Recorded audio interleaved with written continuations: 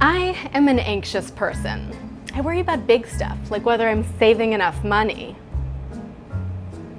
And I worry about small stuff, like whether the email I'm sending is perfectly worded.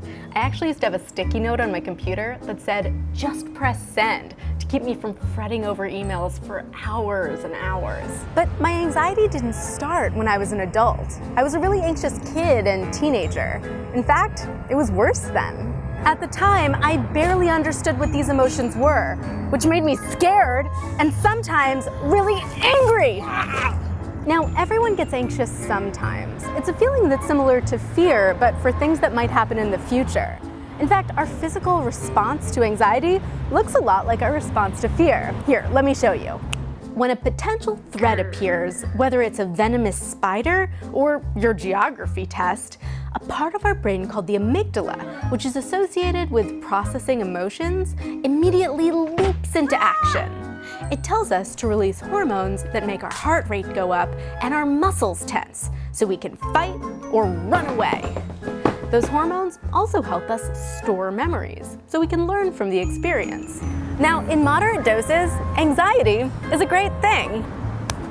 It helps us plan ahead and can keep us alive.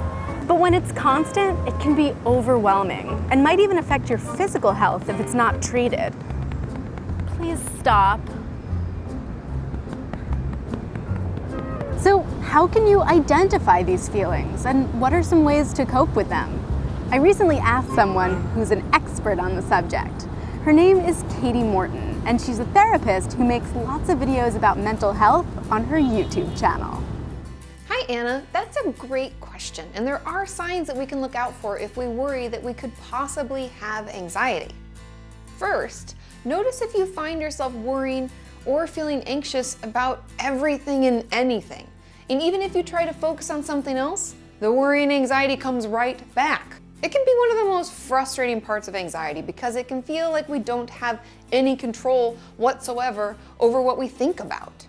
Second, notice if you feel on edge a lot. Many people I see in my office say they just feel restless, unable to sit still. They can also find themselves quick to get angry at those they care about. Like if a friend or a parent asks us how we're doing, we can snap at them or tell them to shut up when we don't really mean to. Third, do you struggle to concentrate on your schoolwork? Maybe you read and reread the same things over and over and still don't know what you really read. Or you could feel like your mind goes blank when you try to remember something. This can be really hard when we're in school, especially if we're taking an exam. Fourth, avoidance. Do you always get stomach aches or headaches before school? Do you try to get out of going to your choir rehearsal or your soccer practice? When certain places or situations can make our anxiety worse, we can find ourselves avoiding them altogether. So just notice if you're staying home from school frequently or feeling sick before the same class each day. And fifth and finally, has it been hard to fall asleep or stay asleep all night? Does your mind race with all the things that you did that day, or do you worry about what you have to do tomorrow?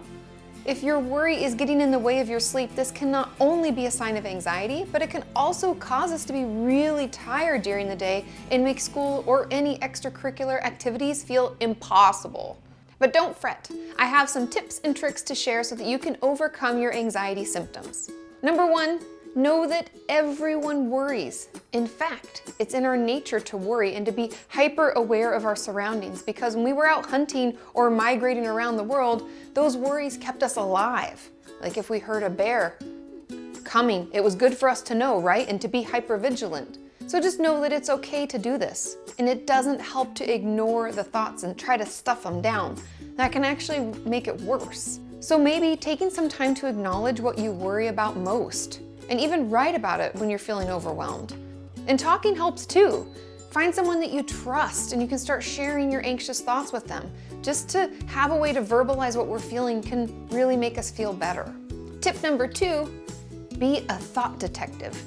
Notice some of your anxious or worry-focused thoughts. For example, if you find yourself thinking, "No one at school likes me," I want you to write that thought down, and I want you to notice how often you think it.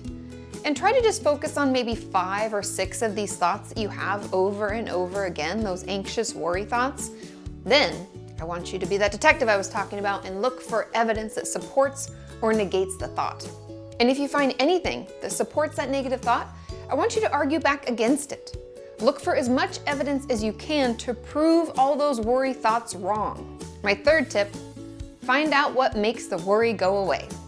Are there situations or people that make you feel calm and allow you to have fun? Maybe it's a place, like your bedroom, that takes all the worry away. Or possibly it's when you play your flute or you kick a soccer ball. Finding out what it is that helps calm us down and making time to do it more. So think about it and make your own list of anti-worry activities. And my fourth and final tip is to be patient and kind with yourself as you learn these new tools and techniques. Anxiety doesn't just pop up one day, and so it won't be fixed in one day either. But just by trying to pay attention to your thoughts, arguing back with the evidence, and making time for things that calm you down, you can overcome it. And I hope that helps. If you want more information, you can find tons of videos about anxiety on my YouTube channel.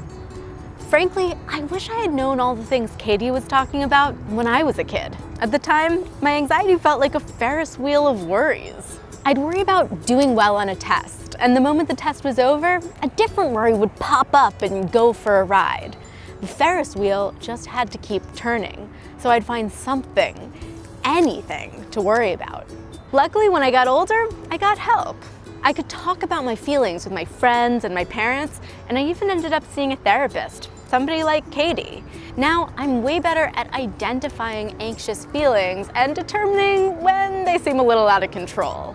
So while I still have worries, just like anyone, the only Ferris wheels I ride today are the fun kind.